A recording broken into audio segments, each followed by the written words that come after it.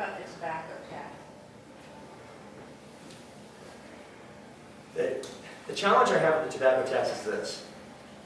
It is, and frankly, it's part of the reason why I support the legalization of marijuana, is we know that when we increase taxes on it, that what we're hoping by raising more revenue, whether we say it or not, especially since we got rid of some of the programs from 10 years ago. It used to be that when you raise taxes on tobacco, the money was going to be earmarked for cessation and education and such things, and at least in the long term might help.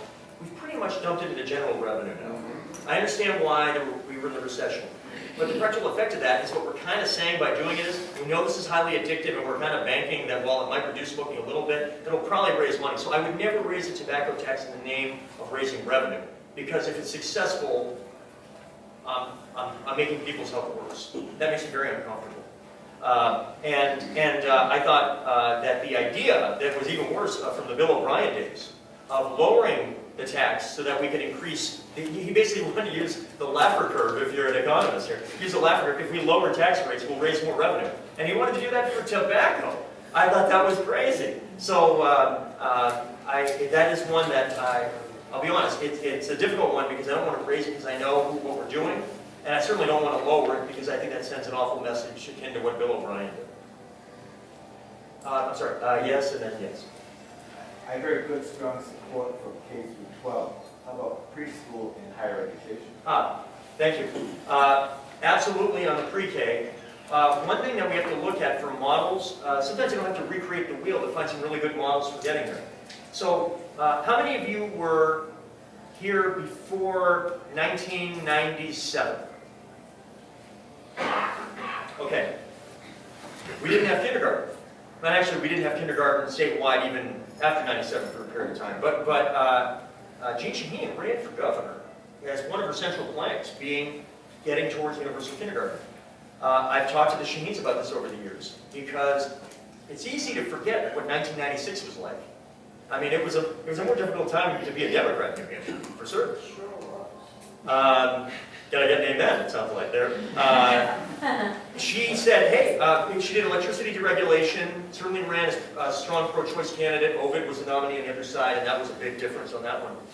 And then she ran on getting us towards universal kindergarten. The way she did it is she knows, or she knew then, that if she mandated it at that time, it would have been difficult politics, and in so doing, it might have made it hard to move the policy forward. So what she did instead is she created a pool of money, some of it dedicated towards some capital expenditures needed, some towards operating. And we went over the course of her 6-year term from roughly 47 districts that didn't have it to about 1/3 of that. It was about 16. And then a few years later, we got to all of it under Governor Lynch. We were able to kind of finalize that. I would be very open and excited about a model that probably would be very similar towards pre-K over a period of years. I stand corrected. When I say K through 12, I mean pre-K through 12. In terms of higher ed, I worked at UNH for 3 years. One of the things that we have to acknowledge is we have a declining number of young people in the state in general.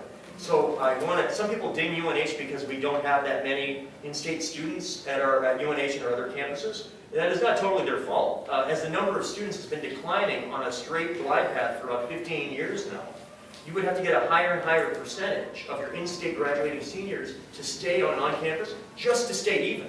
So you'd have to get this incredibly high percentage of those that choose to go on to post-secondary. And I think they've done a lot to try to get there. And I do applaud the legislature and Governor Hassan for finding ways to keep tuition increases to a minimum. I think that's been a big plus. I'm very excited about what we've been doing with community college. Ross Cattell, as we of course have president, super smart guy, and has, I think, done a great job leading the community college campuses.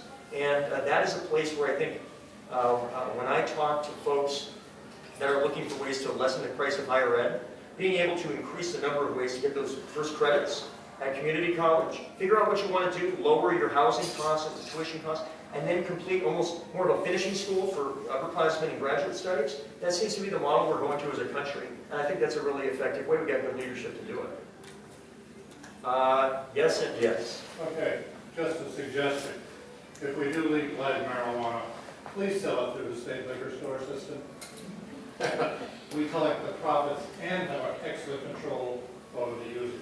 The one thing that is the case is that, as you probably know, there are some states that have gone through this process over the last several years and have learned, right? I mean, there's some valuable lessons to learn. Colorado, again, this is going to be a nerd alert, and I'm totally going to plead guilty to it. I was not thinking about running for governor, but I was still watching panel discussions from the state of Colorado's director on how to do this, about what they've learned and what you could do better.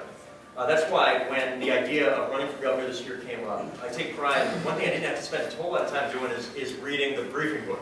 I've been reading that for 15 years, and I love it. And there are certain ideas that you build over time, and then the question is, does it work for your family? One of the reasons it works for my family is that my kids want to be at the events almost as much as I do. So, one quick thing, when Senator Obama, the first time he came to New Hampshire was December of '06, an important lesson for any of you running for any office. We sat down one-on-one before he went to a book signing. This is before he announced he was running for president.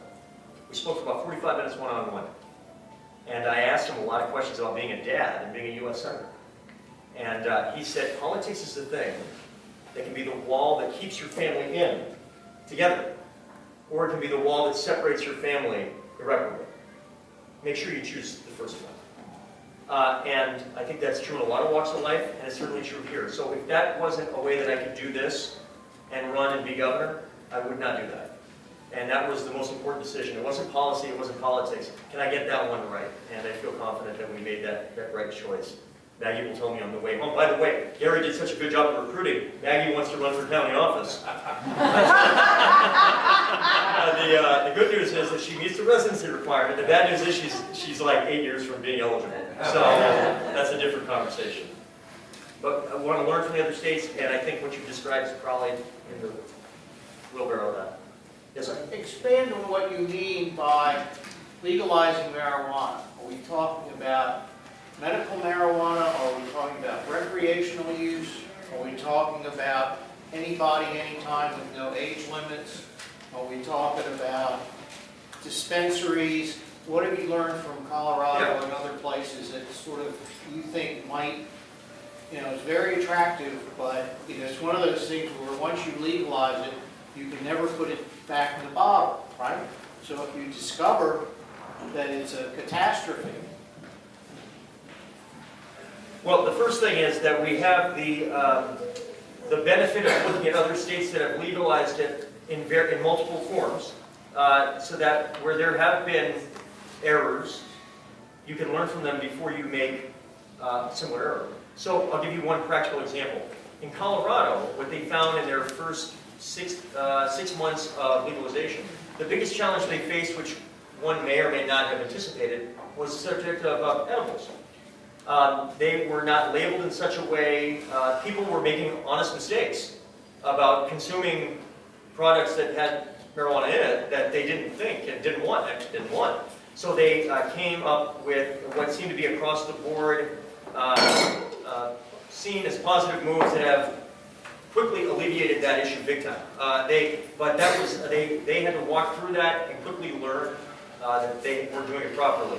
So there's certainly age limits. I mean, the way you treat it can be treated either the way we treat tobacco or frankly like alcohol right now. Those also have age limits, and I don't think anybody would propose anything that wouldn't have similar kinds of restrictions. They also have similar restrictions just like alcohol does in terms of operation of vehicles and other things that would apply the way that we think of for a regime involving alcohol and liquor, for example.